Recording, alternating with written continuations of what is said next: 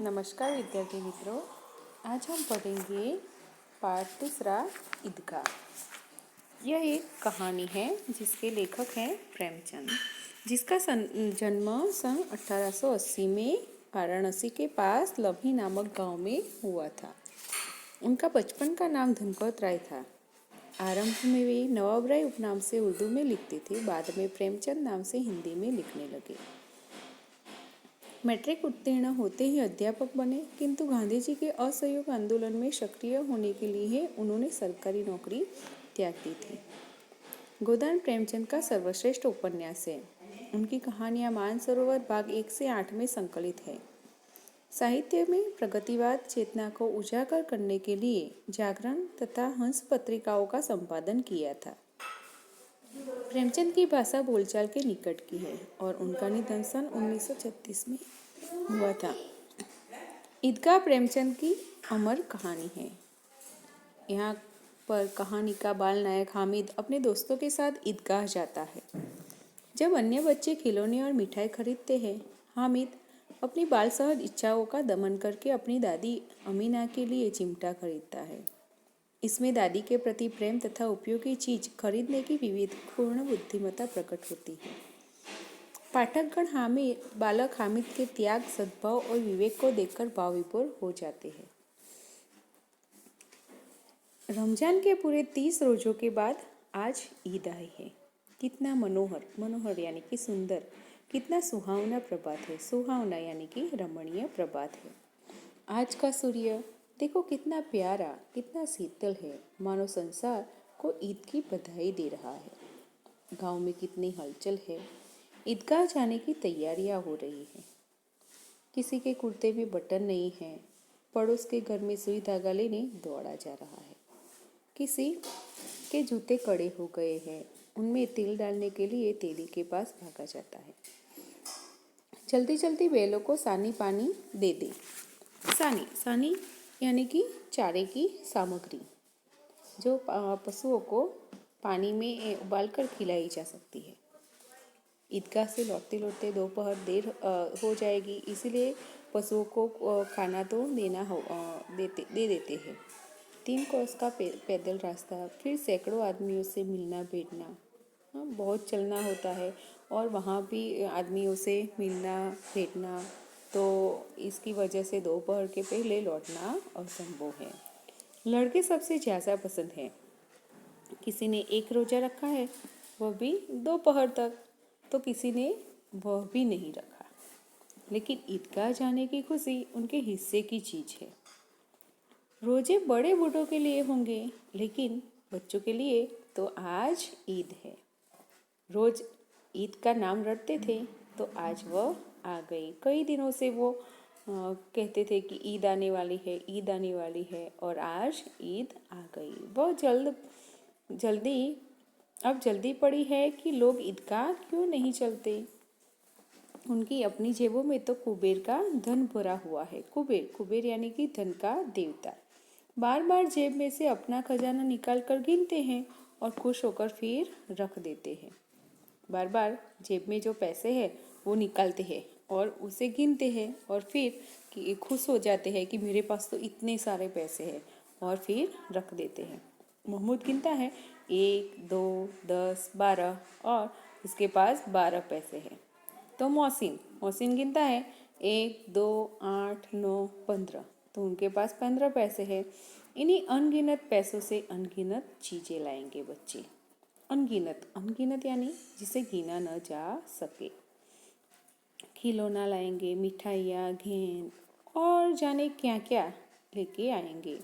और सबसे ज़्यादा पसंद है हामिद, जिसकी सूरत गरीब है, दुबला पतला लड़का है, जिसका बाप गत वर्ष हैजे की भेंट हो गया। हैजे की भेंट होना यानी कि हैजे के कारण मर जाना। फिर एक दिन उनकी माँ भी मर गई। अब हामिद अपनी बूढ़ी दादी अमीना की गोद में है और उतना ही प्रसन्न है। हामिद के पाँव में जूते नहीं है, सिर पर एक पुरानी टोपी है जिसका गोटा काला पड़ गया है, फिर भी वह प्रसन्न है। अभागिन अमीना अपनी कोठरी में बैठी रो रही है, क्योंकि आज ईद का दिन और उसके घर में दाना भी नहीं। इस अंधकार और निराशा में वह डूबी जा रही है। किसने बुलाया था इस निगोड़ी ईद को? निगोड़ी यानी कि दुष्ट। इस दुष्ट ईद को किसने बुलाया? वह ऐसे निराश होती है। अमीना का दिल कचोट रहा है, यानी कि उनके दिल में दुख हो रहा है, क्योंकि गांव में बच्चे अपने अपने बाप के साथ जा रहे हैं। हामिद का बाप अमीना के सिवा और कौन है? उसे कैसे अकेले जाने दे? उस भीड़ भाड़ वाली जगह में बच्चा कहीं खो गया तो क्या होगा? नहीं, अमीना उसे यूं न जाने देंगी। नन्ही सी जान है और 3 कोस का रास्ता तो पैदल कैसे चलेगा? पैरों में छाले पड़ जाएंगे। जूते भी तो नहीं है उनके पास। कुल 2 आने पैसे बच रहे हैं। 3 पैसे हामिद की जेब में और 5 अमीना के बटुए में। बटुआ यानी कि पैसे रखने की छोटी थैली। यही तो बिसात है और ईद का त्योहार। बिसात यानी कि औकात, हैसियत। इतनी ही हैसियत है अमीना की और ईद का त्योहार भी आ गया है। अल्लाह ही बेड़ा पार लगाए। कहती है कि अल्लाह ही संकट से हमें बचाए। बेड़ा पार लगाना यानी कि संकट से बचाना। हामिद भीतर जाकर दादी से कहता है, तुम डरना नहीं अम्मा, मैं सबसे पहले आऊँगा। गांव से मेला चला और बच्चों के साथ हामिद भी जा रहा था। कभी दौड़कर आगे निकल जाता था, फिर किसी पेड़ के नीचे खड़े होकर साथ वालों का इंतजार करता। हामिद के पैरों में तो जैसे पर लग गए हैं। वह कभी थक सकता था। बड़ी बड़ी इमारतें आने लगी। यह अदालत है, यह कॉलेज है, यह कलाघर है। आगे चले, हलवाइयों की दुकानें शुरू हुई। आज खूब सजी हुई थी। इतनी मिठाइयाँ कौन खाता है? देखो ना, एक एक दुकान पर मनो होंगी। सहसा ईदगाह नजर आई। इमली के घने वृक्षों की छाया है। नीचे पक्का फर्श है, उस पर जाजिम बिछी हुई है। रोजेदारों की पंक्तियाँ एक के पीछे एक न जाने कहाँ तक चली गई हैं। यहाँ कोई धन और पद नहीं दिखता। इन ग्रामीणों ने भी वजू किया और पिछली पंक्ति में खड़े हो गए। कितना सुंदर संचालन है, कितनी सुंदर व्यवस्था। हजारों सिर एक साथ सिद्धे में झुक जाते हैं, फिर सब एक साथ खड़े हो जाते हैं। मानव भातृत्व का एक सूत्र समस्त आत्माओं को एक कड़ी में पिरोए हुए है। नमाज खत्म हो गई और लोग आपस में गले मिल रहे हैं। अब मिठाइयाँ और खिलौने की दुकानों पर धावा होता है। ग्रामीणों का यह दल इस विषय में बालकों से कम उत्साही नहीं है। यह देखो, हिंडोला है, 1 पैसा देकर चढ़ आओ। कभी आसमान पर जाते हुए मालूम होता है तो कभी आसमान से जमीन पर गिरते हुए। यह चरखी है। लकड़ी के हाथी, घोड़े और ऊंट छड़ों से लटके हुए हैं। 1 पैसा देकर बैठ जाओ और 25 चक्करों का मजा लो। हाँ, महमूद, मोहसिन, नूरे और सम्मी इन घोड़ों पर बैठते हैं। हामिद दूर खड़ा है। क्यों? क्योंकि 3 पैसे तो उसके पास है। अपने कोस का यानी कि अपने खजाने का 1/3 जरा सा चक्कर खाने के लिए नहीं दे सकता। सब चरखियों से उतरते हैं, खिलौने लेंगे। इधर दुकानों की कतार लगी हुई है। कतार यानी कि पंक्ति। तरह तरह के खिलौने हैं। सिपाही और गुजरिया, राजा और वकील, भिश्ती और धोबिन। वाह, लगता है अब बोलना ही चाहते हैं। खिलौने ऐसे लगते हैं जैसे कुछ बोलना चाहते हो। महमूद सिपाही लेता है। सिपाही कैसा है? तो खाकी वर्दी और लाल पगड़ी वाला, कंधे पर बंदूक रखे हुए मालूम होता है और अभी कवायद किए चला आ रहा है। मोहसिन को भिश्ती पसंद आया। उसकी कमर झुकी हुई, ऊपर मशक रखे हुए है और मशक का मुंह एक हाथ से पकड़े हुए है। कितना प्रसन्न है। शायद कोई गीत गा रहा है, बस मशक से पानी उड़ेलना ही चाहता है। नूरे को वकील से प्रेम है।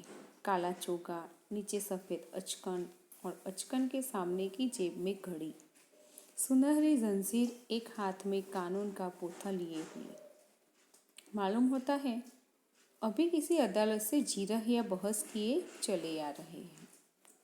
ये सब 2-2 पैसों के खिलौने हैं और हामिद के पास कुल 3 पैसे हैं। इतने महंगे खिलौने कैसे ले? खिलौना कहीं हाथ से छूट पड़े तो चूर चूर हो जाए। चूर चूर हो जाना यानी कि नष्ट हो जाना। जरा पानी पड़े तो सारा रंग धुल जाए। ऐसे खिलौने किस काम के? उन्हें लेकर वह क्या करेगा?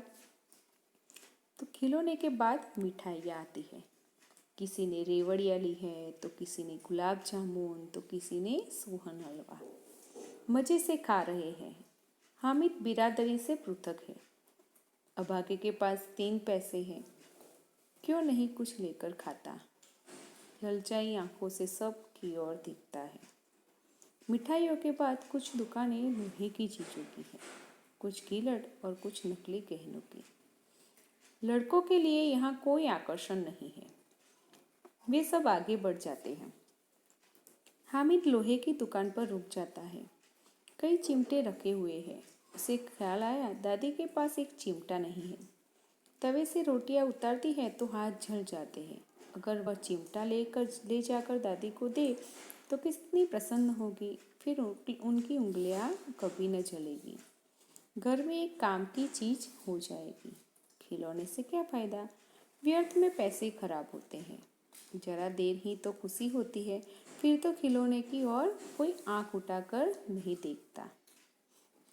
या फिर घर पहुंचते पहुंचते टूट फूट कर बर्बाद हो जाते हैं। चिमटा कितने काम की चीज़ है। रोटियां तवे से उतार लो, चूल्हे में सेक लो। कोई आग मांगने आए तो चटपट चूल्हे से आग निकाल कर उसे दे दो। अम्मा बेचारी को कहाँ फुर्सत है कि बाजार जाए, और इतने पैसे ही कहाँ मिलते हैं। रोज हाथ जला लेती है। हामिद के साथी आगे बढ़ गए हैं। सबिल पर सब शरबत पी रहे हैं। देखो सब कितने लालची हैं। इतनी मिठाइयाँ ली, मुझे किसी ने एक भी न दी। उस पर कहते हैं मेरे साथ चलो, मेरा यह काम करो, मेरा वह काम करो। अब अगर किसी ने कोई काम करने को कहा तो पूछूंगा, खाई मिठाइयाँ? आपका मुंह सड़ेगा, फोड़े फुंसियाँ निकलेगी, आप ही जबान चटोरी हो जाएगी। तब घर से पैसे चुराएंगे और मार खाएंगे। और अम्मा चिमटा देखकर मेरे हाथ से लेगी और कहेगी मेरा बच्चा अम्मा के लिए चिमटा लाया है, कितना अच्छा लड़का है। इन लोगों के खिलौने पर कौन ही नहीं दुआएं देगा। बड़ों की दुआएं सीधे अल्लाह के दरबार में पहुंचती है और तुरंत सुनी जाती है। मेरे पास पैसे नहीं है तो क्या, मैं गरीब सही, किसी से कुछ मांगने तो नहीं चाहता। तो उसके मन में ऐसा होता है। तो उसने इस ख्याल के बाद वह दुकानदार से पूछता है कि उसने दुकानदार से पूछा यह चिमटा कितने का है? तो दुकानदार ने बताया 6 पैसे लगेंगे। तो हामिद का दिल बैठ गया, निराश हो गया वह। फिर बोला ठीक ठीक बताओ। दुकानदार बोलता है ठीक ठीक 5 पैसे लगेंगे, लेना है तो लो, नहीं तो चलते बढ़ो। तो हामिद ने कलेजा मजबूत करके कहा 3 पैसे लोगे, और वह आगे बढ़ गया ताकि दुकानदार की घुड़कियाँ यानी कि डांट न सुने। लेकिन दुकानदार ने घुड़कियाँ नहीं की, बुलाकर चिमटा दे दिया। हामिद ने उसे इस तरह कंधे पर रखा मानो बंदूक है। फिर सांस से अकड़ता हुआ संगियों के पास गया। संगी यानी कि उसके साथियों के पास गया।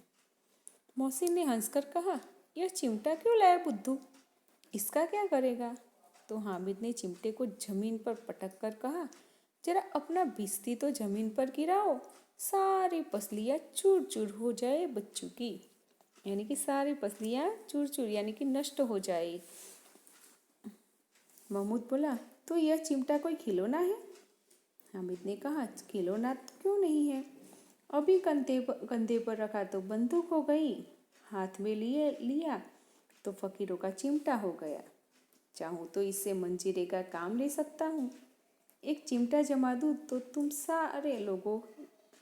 तुम लोगों के सारे खिलौने की जान निकल जाए। तुम्हारे खिलौने कितना ही जोर लगाए, मेरे चिमटे का बाल भी बांका नहीं कर सकते, यानी कि कोई भी नुकसान नहीं कर सकते। बहादुर शेर है मेरा चिमटा। सम्मी ने खंजरी ली थी। प्रभावित होकर बोला, मेरी खंजरी से बदलोगे? 2 आने की है। हामिद ने खंजरी की ओर उपेक्षा से देखा और बोला, मेरा चिमटा चाहे तो तुम्हारी खंजरी का पेट फाड़ डाले। बस एक चमड़े की चिल्ली लगा दी, तब डब बोलने लगी। जरा सा पानी लग जाए तो खत्म हो जाए, और मेरा बहादुर चिमटा आग में, पानी में, आंधी में और तूफान में बराबर डटा रहेगा। चिमटे ने सभी को मोहित कर दिया। लेकिन अब पैसे किसके पास धरे हैं? फिर मेले से वे लोग बहुत दूर निकल आए हैं। धूप तेज हो रही है, घर पहुंचने की जल्दी है। बड़ों से जिद करे तो भी चिमटा नहीं मिल सकता। हामिद है बड़ा चालाक, इसीलिए उसने अपने पैसे बचा रखे थे। औरों ने 3-3, 4-4 आने पैसे खर्च किए, पर कोई काम की चीज न ले सके। हामिद ने 3 पैसों में रंग जमा लिया। रंग जमाना यानी कि सबको प्रभावित कर दिया। सच्ची तो है कि खिलौना का क्या भरोसा, टूट फूट जाएंगे। हामिद का चिमटा बना रहेगा बरसों, यानी कि बरसों तक हामिद के चिमटे को कुछ नहीं होगा। महमूद और नूरे ने भी मोहसिन ने कहा, जरा अपना चिमटा दे दो, हम भी देखें। तुम हमारा बिस्ती लेकर देखो। तो महमूद और नूरे ने भी अपने अपने खिलौने पेश किए। हामिद को इन शर्तों को मानने में कोई आपत्ति न थी। चिमटा बारी बारी से सबके हाथ में गया और उनके खिलौने बारी बारी से हामिद के हाथ में आए। कितने खूबसूरत खिलौने थे। रास्ते में महमूद को भूख लगी। उसके बाप ने केले खाने को दिए, पर महमूद ने केवल हामिद को अपना साथी बनाया। उसके अन्य मित्र मुंह ताकते रह गए। यह उस चिमटे का प्रभाव था। 11 बजे और गांव में हलचल मच गई। क्यों? क्योंकि मेले वाले लौट आए। मोहसिन की छोटी बहन ने दौड़कर बिस्ती उसके हाथ से छीन लिया और मारे खुशी से उछली। खुशी के उछली तो मियाँ बिस्ती नीचे आ रहे और सुरलोक सिधारे यानी कि मृत्यु हो जाना, तो वो मृत्यु हो गई। मियाँ नूरे के वकील का अंत इससे भी ज़्यादा गौरवमय हुआ। वकील जमीन पर या ताक पर बैठ नहीं सकते। उनकी मर्यादा का विचार तो करना ही होगा। तो दीवार में क्या किया, 2 खुटियाँ गाड़ी गई। उन पर लकड़ी का एक पटरा रखा गया। पटरे पर कागज का एक कालीन बिछाया गया। वकील साहब राजा भोज की भांति सिंहासन पर विराजे। नूरे ने उन्हें पंखा झलना शुरू किया। अदालतों में खस की टट्टियाँ और बिजली के पंखे होते हैं, क्या यहाँ मामूली पंखा भी न हो? तो बांस का पंखा आया और नूरे हवा करने लगा। मालूम नहीं पंखे की हवा से या पंखे की चोट से वकील साहब स्वर्गलोक से मृत्युलोक में आ रहे और उनकी माटी का चूल्हा माटी में मिल गया, यानी कि पूरा नष्ट हो गया। फिर बड़े जोर जोर से मातम हुआ और वकील साहब की अस्थियां घूरे पर डाल दी गई। अब मियाँ हामिद का हाल सुनिए। अमीना उसकी आवाज़ सुनते ही दौड़ी और उसको गोद में उठाकर प्यार करने लगी। सहसा उसके हाथ में चिमटा देखकर वह चौंकी। बोली, यह चिमटा कहाँ से लाया? तो हामिद ने कहा, मैंने मोल दिया है। मोल यानी कि पैसे दिए हैं। अमीना बोलती है, के पैसे में? तो हामिद कहता है, 3 पैसे दिए। तो अमीना ने छाती पीट ली। यह कैसा बेसमझ लड़का है कि 2 पहर हुआ, कुछ खाया न पिया, लाया क्या? चिमटा। सारे मेले में तुझे और कोई चीज न मिली जो यह लोहे का चिमटा उठा लाया? तो हामिद ने अपराधी भाव से कहा, तुम्हारी उंगलियां तवे से जल जाती थी, इसीलिए मैंने लिया। बुढ़िया का प्रेम तुरंत स्नेह में बदल गया। बच्चे में कितना त्याग, कितना सद्भाव और कितना विवेक है। दूसरों को खिलौने लेते और मिठाई खाते देखकर उसका मन कितना ललचाया होगा।